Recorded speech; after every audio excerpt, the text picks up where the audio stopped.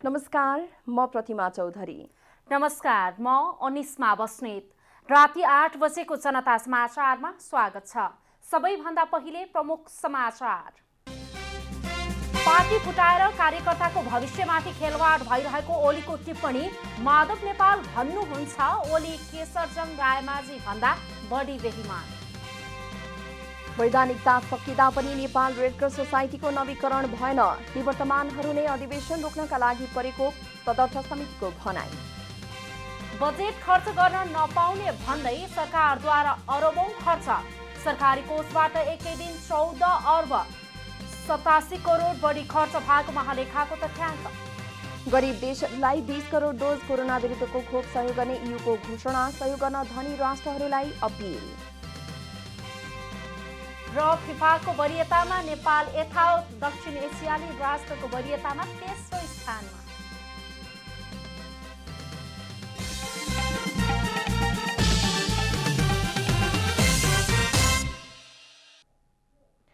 अब पूरा समाचार।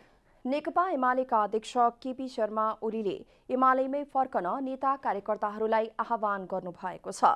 बिहिबार काठमाडौँ जिल्ला कमिटीले आयोजना गरेको जिल्ला स्तरीय विस्तारित प्रशिक्षण कार्यक्रममा बोल्दै अध्यक्ष ओलीले नेकपा एकीकृत समाजवादीको पछि नलागी नेकपा एमालेमै रहनका लागि आह्वान गर्नुभएको हो। व्यक्तिगत स्वार्थका कारण पार्टी फुटाएको भन्दै उहाँले कार्यकर्ताको भविष्यसँग खेलवाड गरेको आरोप पनि लगाउनुभयो। ससाना कुरामा अल्झिने, ससाना कुरामा अल्मल्याउने, कसले आएर कानमा झुटा कुरा बोल्यो त्यही झुटा कुरा पत्याएर हिँड्ने, यो खालको गल्ती गर्न हुँदैन। त्यसकारण म भन्न चाहन्छु भ्रममा परेकालाई फर्क्यो। अध्यक्ष ओलीले नेकपा माओवादी केन्द्रका अध्यक्ष पुष्पकमल दाहालुडेको प्लेन दृश्यबाट बिलाउँदै गए जस्तै गरी बिलाएर जाने टिप्पणी गर्नुभयो। माओवादी केन्द्र र एमाले एकीकरणपछिको मूल पार्टी आफूकै भएको ओलीको दाबी छ। ओलीले बजेट ल्याउन नसकेको भन्दै वर्तमान सरकारको आलोचना समेत गर्नुभयो। 10,000 मान्छे 5 लाखलाई एकपल्ट 5 लाख मान्छेलाई 10,000 रुपियाँ बाँडेर गरिबी हट्छ, रोजगारी सिर्जना हुन्छ। रोजगारी सिर्जना गर्ने कार्यक्रम छैन, गरिबी निवारणका कार्यक्रम छैन, रोजगारी सिर्जना गर्ने कार्यक्रमहरू छैन, उद्योगहरू स्थापना गर्ने कार्यक्रम छैन, कृषिको आधुनिकीकरणका केही कार्यक्रम छैन। अध्यक्ष ओलीले एमालेले गरेको शान्तिपूर्ण आन्दोलनमा सरकारले बल प्रयोग गरिरहेको भन्दै शान्तिपूर्ण आन्दोलनमा बल प्रयोग नगर्न चेतावनी समेत दिनुभयो। नेकपा एकीकृत समाजवादीका अध्यक्ष एवं पूर्व प्रधानमन्त्री माधव कुमार नेपालले केपी ओली कम्युनिस्ट पार्टीका लागि केशरजङ रायमाझी भन्दा बढी बेइमान देखिएको आरोप लगाउनु भएको छ। एकीकृत समाजवादीको प्रचार विभागले काठमाडौँमा आयोजना गरेको अन्तर्क्रिया कार्यक्रममा बोल्दै अध्यक्ष नेपालले रायमाझीले गद्दारी गरेकै कारण त्यतिखेर आफूहरूले विद्रोह गरी कम्युनिस्ट पार्टीलाई बचाएको उल्लेख गर्नुभयो। उहाँले त्यतिखेर विद्रोह नगरेको भए कम्युनिस्ट पार्टी समाप्त हुने थियो भन्दै आज पनि केपी शर्मा ओली दक्षिणपन्थी भाषमा गएको र कम्युनिस्ट पार्टीलाई सिद्ध्याउन उद्यत भएकै कारण आफूहरूले विद्रोह गर्नुपरेको स्पष्ट पार्नुभयो। एमालेमा केपी ओली अध्यक्ष भएको दिनबाटै पार्टीलाई पूर्ण रूपमा गुटको रूपमा विकास गरेको र आफूसँग सहमत नहुनेलाई राजनीतिमा टिक्नै नसक्ने गरी संगठनलाई एकलौटी बनाएको अध्यक्ष नेपालको आरोप थियो। अध्यक्ष नेपालले अहिले केही समय यतादेखि नेकपा एकीकृत समाजवादीको पक्षमा देशव्यापी लहर सृजना हुन थालेपछि एमालेका अध्यक्ष ओली एकपछि अर्को गरी घृणित र अराजनीतिक रूपमा प्रस्तुत हुन थालेको टिप्पणी समेत गर्नुभयो। बैठकमा प्रचार विभाग प्रमुख जगन्नाथ खतिवड़ाले एकीकृत समाजवादी पार्टीको भावी रणनीति बनाउन आगामी हप्ता पार्टीको केन्द्रीय कमिटिको बैठक बस्न लागेको जानकारी गराउनुभयो। पार्टीका केन्द्रीय सदस्य एवं सांसद जीवनराम श्रेष्ठले एमालेले संसद चल्न नदिएको कारण बजेट होलिडेको गम्भीर स्थिति आएको बताउनु भएको छ। उहाँले संसद चल्न नदिएकै कारण कार्यसूचीमा आइसकेका नागरिकता विधेयक लगायत थुप्रै विधेयकहरू पारित हुन नसकेको पनि बताउनुभयो।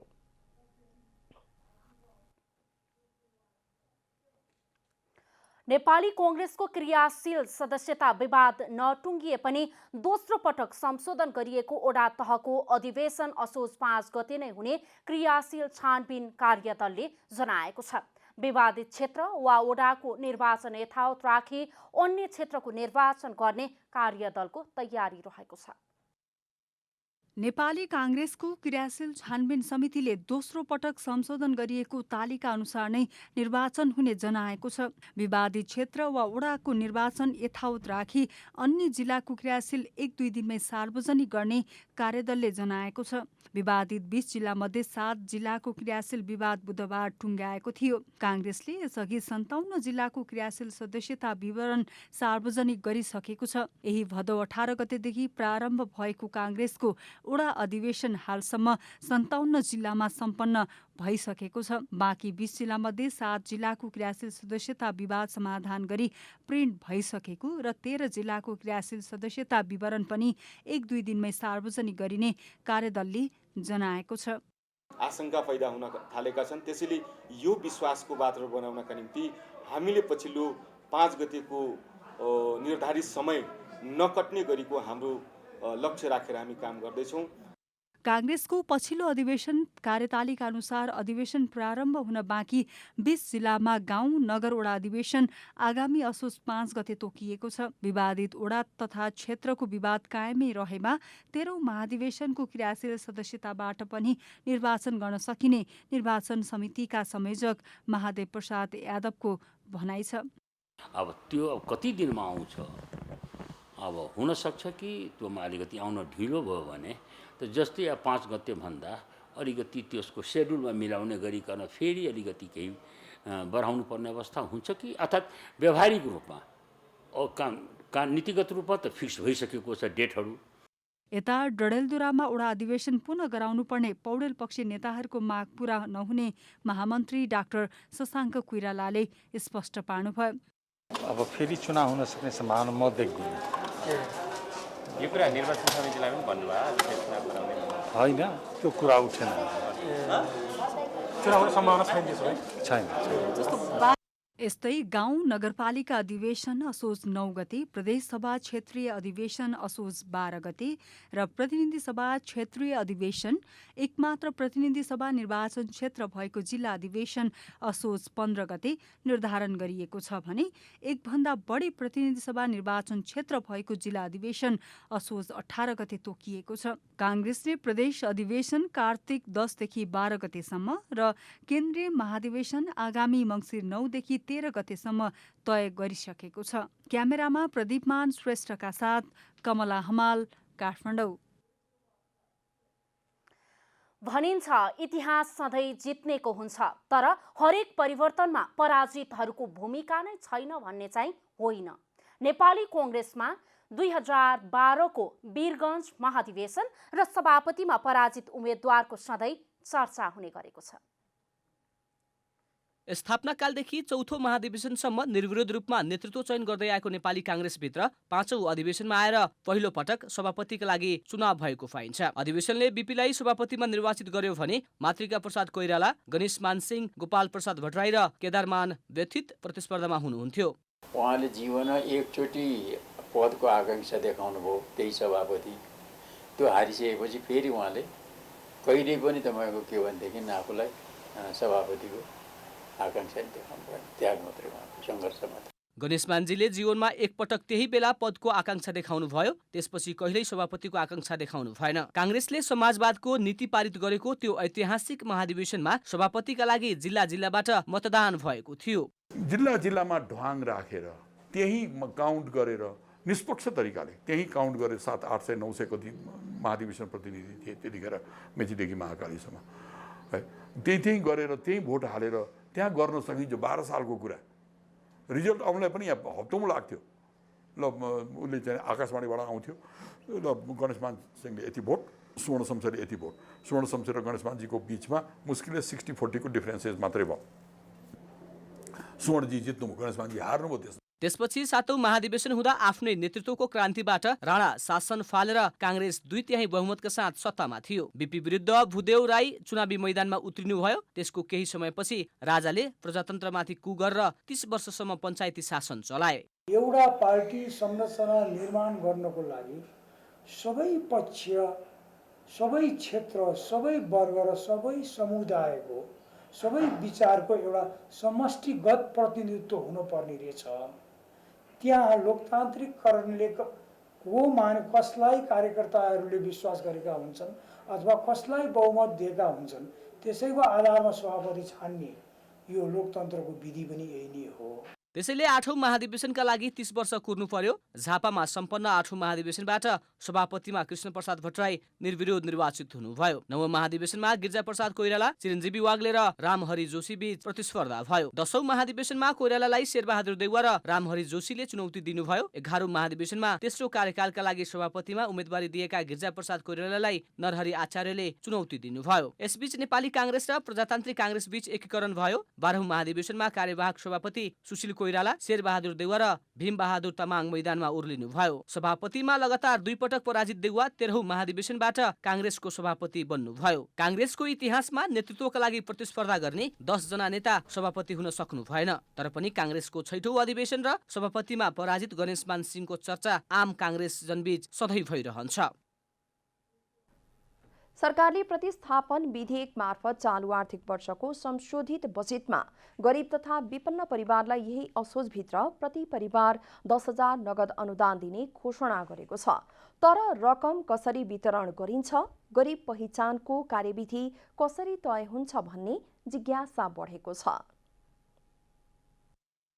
कांग्रेस गठबन्धन सरकारले गत शुक्रबार अघिल्लो सरकारले ल्याएको बजेट संशोधन गर्दै प्रतिस्थापन विधेयक मार्फत गरिब तथा विपन्न परिवारलाई असोज मसान्तसम्म प्रति परिवार 10,000 नगद अनुदान दिने उल्लेख गरेको छ। कोरोना महामारीका कारण रोजगारी तथा आय आर्जन गुमाएका 5 लाख गरिब तथा विपन्नलाई दिने भनिएको अनुदान कार्यक्रम सकारात्मक भए पनि वास्तविक गरिब र विपन्न परिवारमा पुग्छ या पुग्दैन प्रश्न उब्जिएको छ। राज्यमा रहेका वास्तविक गरिब पहिचान गरी उनीहरूको जीवनस्तर उठाउने गरी लक्षित कार्यक्रम सञ्चालन गर्नु चुनौतीपूर्ण छ। गरिब पहिचान कार्यविधि के र रकम कसरी वितरण गरिन्छ त? अर्थ मन्त्रालयको प्रतिक्रिया यस्तो छ। यी आधार भनेर हामीले यहाँ कार्यविधिले पनि त्यो कुराहरू खोलिदिन्छ। त्यो खोलिसकेपछि त्यो एउटा आधारहरू भित्र बसेर ती आधारभित्र पर्ने व्यक्तिहरूको पहिचान गर्ने काम चाहिँ सम्बन्धित स्थानीय तहले सम्भव हुन्छ। हामी त्यो हिसाबमा काम गरिरहेछौँ। होइन, गरिबी निवारणका लागि हाल सञ्चालित कार्यक्रमलाई प्रभावकारी बनाएर नै गरिबी निवारणको राष्ट्रिय लक्ष्य पूरा गर्न सकिन्छ। तर सरकारले वास्तविक गरिब र विपन्न पहिचान गर्ने ठोस कार्यविधि बनाउन सक्ला या नसक्ला यो सरकारमाथि सोझिएको प्रश्न हो। सरकारले आफ्नो कार्यक्रम लक्षित वर्गसम्मै पुर्याउन खोजे असम्भव भने देखिँदैन। सम्भव छ। अब सरकारले आँट गर्यो र प्रतिबद्ध भएर इमान र निष्ठाका साथ काम गर्यो भने किन सम्भव नहुने? गाउँघरमा स्थानीय निकायलाई परिचालन गर्नुपर्छ। गाउँघरमा सबैले चिनेकै जानेकै हुन्छ कसको घरमा चुलो बल्दैन, कसको घरमा गाह्रो परिरहेछ भन्ने कुरो त थाहा पाइहाल्छन्। तीबाट सबै कुराहरू निस्किहाल्छ। महामारी सुरु भएता नेपालमा गरिबीको दर बढेको अनुमान छ। तर महामारीको यो अवधिमा गरिबीको विषयमा सरकारी ठोस अध्ययन देखिँदैन। प्रभावितका नाममा रकम वितरणमा सरकारले भरपर्दो र व्यावहारिक कार्यविधि बनाएर वास्तविक गरिब र विपन्नको हातमा पुग्ने गरी अनुदान कार्यान्वयन गर्न निजी क्षेत्रको सुझाव छ।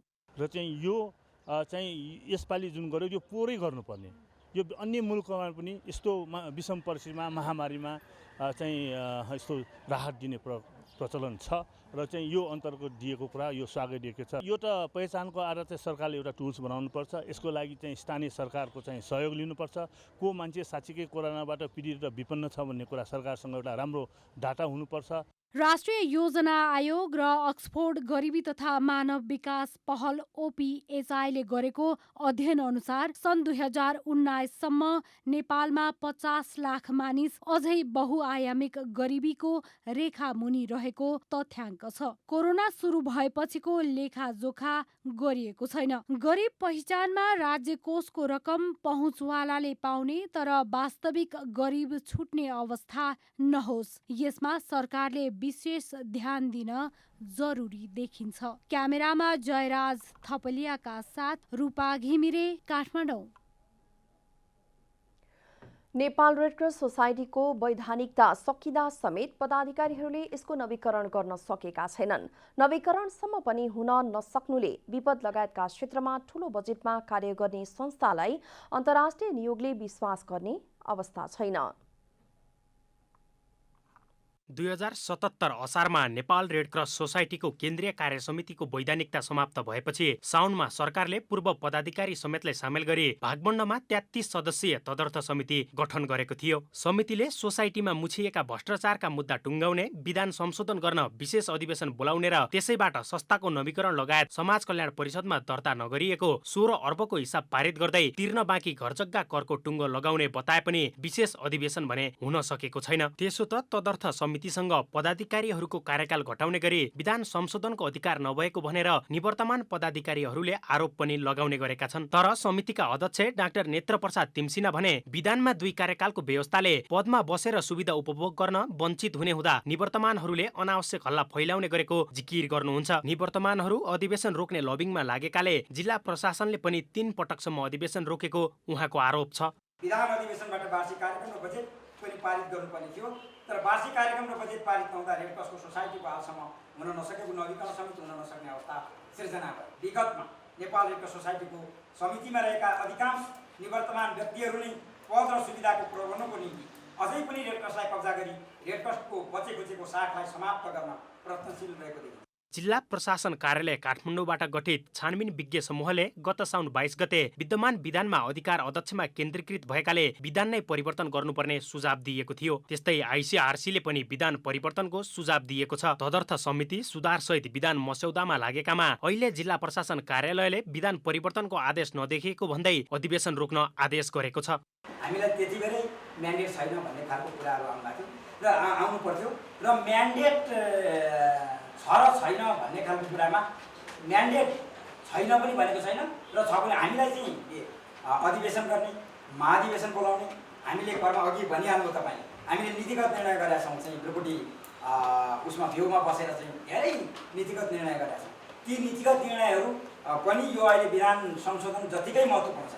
रेडक्रस सोसाइटी जस्तो संस्थाको कार्यभार सम्हालेका पदाधिकारीहरू यसको छवि उच्च राख्न भन्दा पनि सुविधा भोगमा रमाएका देखिन्छन्। नवीकरण हुन नसक्दा संस्था अवैधानिक भइसकेको छ। त्यस्तै 2072 सालबाट गरेको 16 अर्ब रुपैयाँको कार्यक्रम सञ्चालनको विवरण समेत समाज कल्याण परिषदमा छैन। रेडक्रसका जग्गा र भवनको कर उपत्यका र बाहिर कतै तिरिएको छैन। भूकम्पको बेला तलब लिएको भनी भ्रष्टाचारको अभियोग लागेका पदाधिकारीलाई समितिले कारबाही गरेकामा उक्त कारबाही नगराउन उच्च अदालतले आदेश दिएको छ। भक्तपुरमा गोदामघरको जग्गा खरिदमा अनियमितता भएकोमा समेत सोसाइटी मुछिएको छ। जिल्ला प्रशासनले 11 बुँदे सुझाव सहित नवीकरणको लागि बारम्बार ताकेता गरे पनि हिसाबको विवरण महाधिवेशनबाट टुङ्गाउनु पर्ने हुँदा त्यो समेत प्रभावित भएको छ। क्यामेरामा जेपी श्रेष्ठका साथ विकास पौडेल, काठमाडौँ।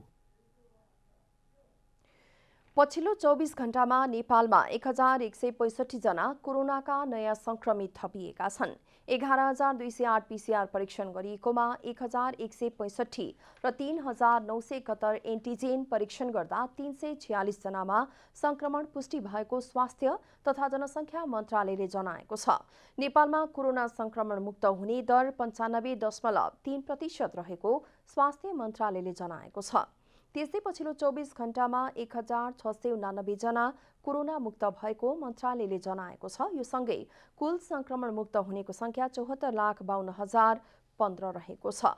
त्यसै पछिल्लो 24 घण्टामा थप 11 जनाको मृत्यु भएसँगै नेपालमा हालसम्म मृत्यु हुनेको संख्या 11,002 पुगेको छ। पछिल्लो 24 घण्टामा 1,10,879ले कोरोना विरुद्धको खोप लगाएका छन्।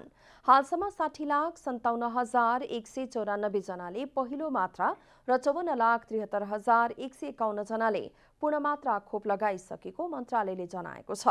त्यस्तै बिहीबारसम्म नेपालमा 25,772 जना सक्रिय संक्रमित रहेको स्वास्थ्य मन्त्रालयले जनाएको छ।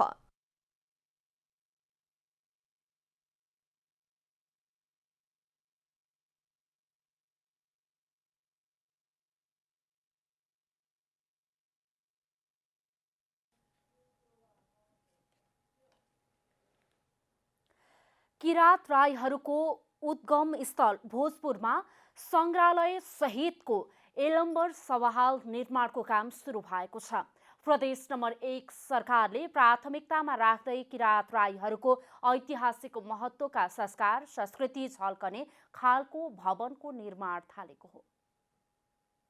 भोजपुर नगरपालिका वडा नम्बर 6 देउरालीमा एलम्बर सभाहाल निर्माण भइरहेको छ। प्रदेश नम्बर 1 सरकार अन्तर्गत शहरी विकास तथा भवन निर्माण कार्यालय धनकुटाले 3 करोड 17 लाख लागतमा निर्माण हुने भवनमा किराँत राईहरूको पहिचान झल्कने सामग्रीहरू राखिने किराँत राई याउखा भोजपुरले जनाएको छ। अब बहुद्देश्य भवन अब जस्तै यहाँनिर पार्टी प्यालेसहरू होइन, यहाँनिर चाहिँ किराँती कल्चर अनुसारको अब अलिकति यसो खाने बस्ने व्यवस्थाहरू गरिसके पछाडि यहाँनिर चाहिँ पार्टी प्यालेसहरू पनि सञ्चालन हुने भएको हुनाले यसको क्षेत्रफलले पनि पुग्ने भएको हुनाले यहाँ चाहिँ अब माथिबाट चाहिँ तेस्रो तलामा चाहिँ कार्यक्रम हलहरू राखिएको छ। कम्पाउन्ड सहित 4 रोपनी क्षेत्रफलमा निर्माण हुने 3 तले सभाहालको पहिलो तलामा किराँत संग्रहालय, दोस्रो तलामा पार्टी प्यालेस, तेस्रो तलामा सभाहाल र त्यसमाथि 20 फिट अग्लो किराँत राईहरूको विभिन्न संस्कारमा प्रयोग आउने चिन्डोको प्रतिमा राखिने छ। विभिन्न घटनाक्रमहरूलाई जोडेर हामीले उधौली र उभौली पर्वहरू मनाउँदै आएका छौँ र त्यसलाई संरक्षण गर्न, त्यो भाषा, त्यो संस्कृति, त्यो लिपिहरूलाई संरक्षण गर्नको निमित्त जुन यो एउटा सङ्ग्रहालयको रूपमा यो कार्य अगाडि बढिरहेको छ, यसको निकै महत्त्वपूर्ण पाटा रहेको छ। भवनको डिपिआरमा समस्या रहेकाले निर्माण कार्यमा समस्या भइरहेको निर्माण कम्पनी मार्सेली निर्माण सेवाले जनाएको छ। निर्माणका सम्पूर्ण सामग्री तयारी अवस्थामा रहेकाले बजेटको अभाव नभएमा यही माघसम्म निर्माण सम्पन्न गरी हस्तान्तरण गर्ने निर्माण कम्पनीको दाबी छ। बजेट व्यवस्थापन कसरी गर्छ, यसको भ्यू कसरी सम्पन्न गराउँछ, अब यसमा धेरै त्रुटिहरू छन्। उसले चाहिँ सुनिश्चितता गर्न सक्यो भने मैले यो 78 माघ 1 गते ह्यान्डओभर गर्ने दिनको रूपमा मेरो कार्यतालिका छ। निर्माण कार्य तीव्र गतिमा भइरहेको शहरी विकास तथा भवन निर्माण कार्यालय धनकुटाले जनाएको छ। ठिकै छ, क्वालिटी हुन्छ। यहाँ सबै क्रसरको गिटीहरू यताउति नै युज गरिरहनु भएको रहेछ। अनि त्यही छ, अब केही बिचमा चाहिँ हाम्रो डिपिआरमा कमी कमजोरी थियो। संग्रहालय सहितको सवाहाल निर्माणले आन्तरिक तथा बाह्य पर्यटनमा समेत टेवा पुग्ने स्थानीयको भनाइ छ। भोजपुरबाट कविता खड्काको रिपोर्ट। समयमै मल उपलब्ध गराउन सरकारले कुनै चासो नदिएको भन्दै रौतहटका किसान आन्दोलित भएका छन्। खेती पाक्ने सिजन सुरु भए पनि मल नपाएको भन्दै किसान आन्दोलित भएका हुन्। वर्षेनी मलको अभाव खेपिरहेका रौतहटका किसान यसपालि पनि समस्यामा परेका छन्। खेती पाक्ने सिजनमा पनि पर्याप्त मल नहुँदा किसानलाई समस्या भएको हो। धान बाली पाक्ने बेला बजारमा मलको चरम अभाव खेपिरहेका किसानले वर्षेनी कृषि सामग्रीको अभावमा उत्पादन घटेको भन्दै आन्दोलनमा उत्रेका छन्। रौतहटमा युरिया मलको अभाव भएपछि भारतीय बजारबाट खेतीका लागि मल खाद ल्याउँदा सिमानामा सुरक्षाकर्मीले सताउने गरेका छन्। आज के ट्रैक्टर में कम समय के तैयारी में बना सके, लगभग अपने सके एक संख्या इतना उतना हमने सब कहे से ज़्यादा अपने के मीडिया मार्फत रौतहट के गौ शायद हमारा लगता है 1.5-2 घंटा कि ट्रैक्टर रैली के भीतर में कब्जा रहल।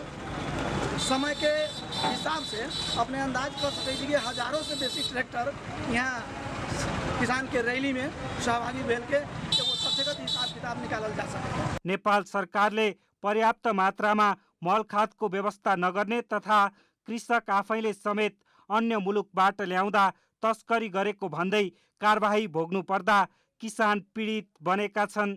समयमा पानी नपर्ने, बाली लगाएपछि बाढी आउने, बाली हुर्कने बेला मल खाद नपाउने, बैंकले किसानलाई ऋणमा झन्झट गर्ने तथा कृषि यन्त्रहरू समेत महँगोमा खरिद गर्नुपर्ने भएकाले रौतहटका किसान आजित बनेका छन्।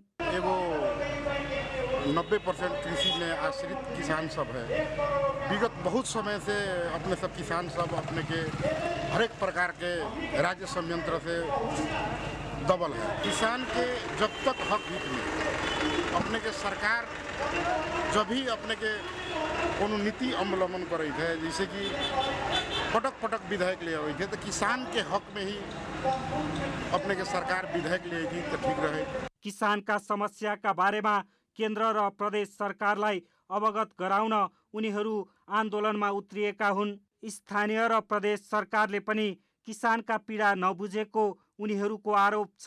रौतहट जिला में 2009 साल में किसान आंदोलन भेल रहे, जवन किसान आंदोलन पूरे देश भर में सर रहे। अपने बूढ़ पुरानिया और इतिहास अगर देखे थे पत्रकार साथीगण से तो 2009 साल में किसान आंदोलन भेल रहे। किसान आंदोलन के अगुवाई अपने के शेख फरमान हरदयाल महतो 2 आदमी कैले रहे। किसानले आन्दोलनको पहिलो दिन रौतहटमा कृषि यन्त्र सामग्री सहित प्रदर्शन गरेका छन्। रौतहटबाट प्रेम यादवको रिपोर्ट। अब आर्थिक समाचार।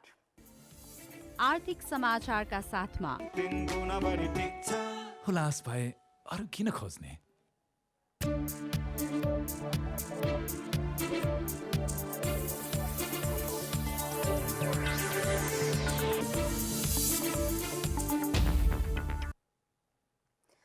बिहीबारबाट सरकारले बजेट खर्च गर्न नपाउने भन्दै त्यस अगाडि बुधबार मात्र सरकारले एकै दिन करिब 15 अर्ब रुपैयाँ बराबरको खर्च गरेको छ। अघिल्लो सरकारले ल्याएको अध्यादेश र प्रतिस्थापन विधेयक दुवै पास नभएको अवस्थामा सरकारी खर्च रोकिने भएपछि एकै दिन यति ठूलो रकम खर्च भएको हो। महालेखा नियन्त्रक कार्यालयका अनुसार बुधबार सरकारी कोषबाट 14 अर्ब 87 करोड 8 लाख रुपैयाँ खर्च भएको छ। यसरी खर्च भएको रकम मध्ये चालु खर्चमा 8 अर्ब 70 करोड र वित्तीय व्यवस्थामा 6 अर्ब खर्च भएको छ। नेपालमा बजेट प्रणाली सुरु भएको 70 वर्षे इतिहासमै पहिलो पटक राज्य कोषमा रकम भएर पनि बुधबार रातिदेखि खर्च गर्न नमिल्ने भएपछि एकै दिन ठूलो मात्रामा सरकारी रकम खर्च भएको हो, जसमध्येमा कर्मचारीको तलब र प्रशासनिक खर्च समेत परेको छ। बजेट निकासा नहुने अवस्था भएपछि बुधबार नै महालेखा नियन्त्रक कार्यालयले संसदमा प्रतिस्थापन विधेयक जानु अगाडि रोकेको र सरकारी भुक्तानी फुकुवा गरेको जानकारी गराएको थियो। महालेखा नियन्त्रक कार्यालयले 24 भदौबाट लागू हुने गरी 3 दिनका लागि अनिवार्य दायित्व बाहेकका सबै भुक्तानी रोक्न भनेको थियो। यसरी रोकिएको भुक्तानी फुकुवा भएसँगै बुधबार एकै दिन ठूलो रकम खर्च भएको छ। संवैधानिक प्रावधान अनुसार अध्यादेशबाट आएको बजेटको समय सीमा भदौ 30 गते अर्थात् बुधबार सकिएको र प्रतिस्थापन विधेयक संसदमा छलफलको क्रममा रहेकोले बिहीबारबाट लागू हुने गरी राज्य कोषमा रहेको रकम चलाउन नपाइने भएको हो। यो बिचमा खर्च गर्न पाइएन। अब अर्को एउटा कुरा चाहिँ के बुझ्नु पर्यो भने हाम्रो अब 31 गते हाम्रो जस्तो खर्च प्रणालीमा यो दिन यही खर्च गर्ने, यो दिन यति खर्च गर्ने भन्ने हुँदैन। त्यसले गर्दा अब 31 गते यी खर्च गर्ने भन्ने भएको भएदेखि त्यो खर्च हुन सकेन भन्ने अवस्था हुन्थ्यो होला। सरकारसँग बजेट खर्च गर्ने अधिकार कायम नरहेको अवधिभर सरकारी खर्च गर्न कानुनी जटिलता हुने भए पनि सीमित क्षेत्रमा हुने खर्चहरू भने नरोकिने भएका छन्। संविधानको धारा 118ले संघीय सञ्चित कोषबाट हुने 9वटा शीर्षकमा हुने खर्चका लागि संसदको स्वीकृति आवश्यक नपर्ने व्यवस्था गरेको छ, जस अन्तर्गत राष्ट्रपति, उपराष्ट्रपति, प्रधान न्यायाधीश, सर्वोच्च अदालतका न्यायाधीशहरू, न्याय परिषदका सदस्य, सभामुख, राष्ट्रिय सभाका अध्यक्ष, उपसभामुख, राष्ट्रिय सभाका उपाध्यक्ष लगायत उच्च पदस्थ व्यक्तिहरूको पारिश्रमिक र सुविधा भने रोकिने छैन। क्यामेरा ब्युरोका साथ रूपा घिमिरे, काठमाडौँ। अब खेलकुद समाचार।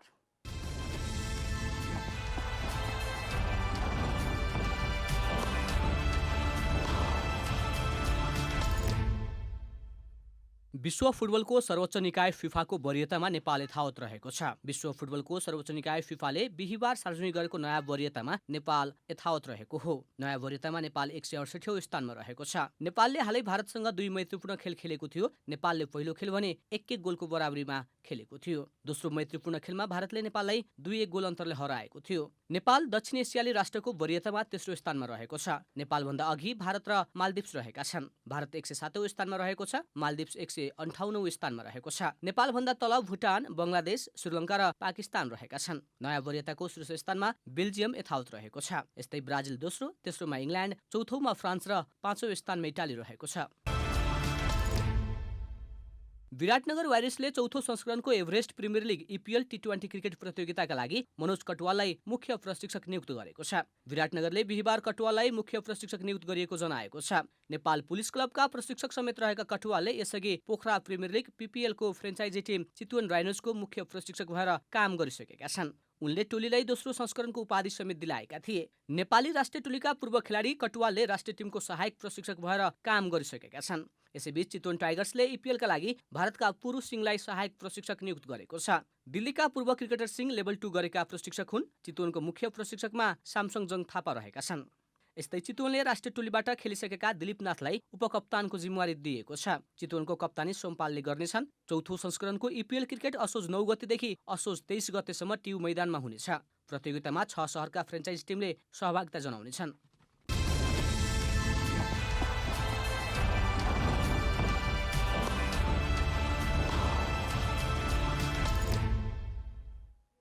अब मौसम समाचार।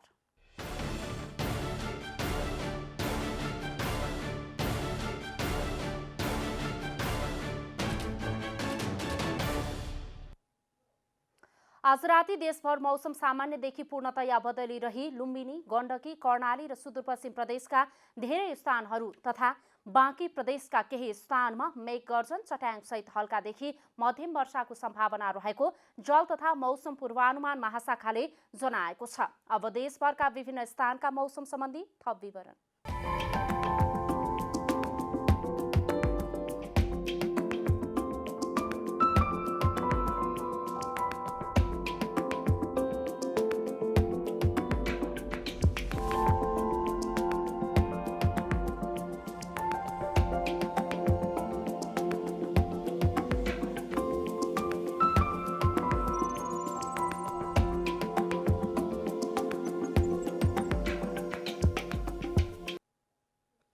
अन्त्यमा आजको डायरी।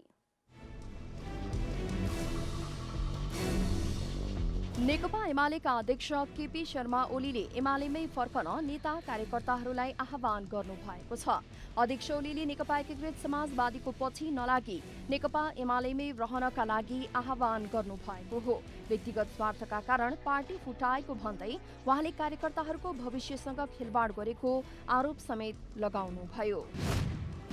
नेकपा एकीकृत समाजवादीका अध्यक्ष एवं पूर्व प्रधानमन्त्री माधव कुमार नेपालले केपी शर्मा ओली कम्युनिस्ट पार्टीका लागि केशरजङ रायमाझी भन्दा बढी बेइमान देखिएको आरोप लगाउनु भएको छ। एमालेमा केपी ओली अध्यक्ष भएको दिनबाटै पार्टीलाई पूर्ण रूपमा गुटको रूपमा विकास गरेको र आफूसँग सहमत नहुनेलाई राजनीतिमा टिक्नै नसक्ने गरी संगठनलाई एकलौटी बनाएको अध्यक्ष नेपालको जिकिर थियो। पछिल्लो 24 घण्टामा नेपालमा 1165 जना कोरोनाका नयाँ संक्रमित थपिएका छन्। त्यस्तै पछिल्लो 24 घण्टामा 1689 जना कोरोना मुक्त भएको मन्त्रालयले जनाएको छ। त्यस्तै पछिल्लो 24 घण्टामा थपी 11 जनाको मृत्यु भएसँगै मृत्यु हुनेको संख्या 11,002 पुगेको छ। चीनको सिचुआनमा शक्तिशाली भूकम्प गएको छ। भूकम्पमा परि अहिलेसम्म कम्तीमा 3 जनाको मृत्यु भएको र 60 जना घाइते भएको पुष्टि गरिएको छ। घाइतेहरू सबैलाई स्थानीय अस्पतालमा उपचार भइरहेको अधिकारीहरूले जनाएका छन्। उनीहरूमध्ये 3 जनाको अवस्था गम्भीर रहेको जनाइएको छ। विश्व फुटबलको सर्वोच्च निकाय फिफाको वरियतामा नेपाल यथावत रहेको छ। नयाँ वरियतामा नेपाल 168औं स्थानमा रहेको छ। नेपाल दक्षिण एसियाली राष्ट्रको वरियतामा तेस्रो स्थानमा छ। नेपालभन्दा अघि भारत र मालदिप्स रहेका छन्। नयाँ वरियताको शीर्ष स्थानमा बेल्जियम यथावत छ भने ब्राजिल दोस्रो, तेस्रोमा इङ्ल्यान्ड, चौथोमा फ्रान्स र 5औंमा इटली रहेको छ।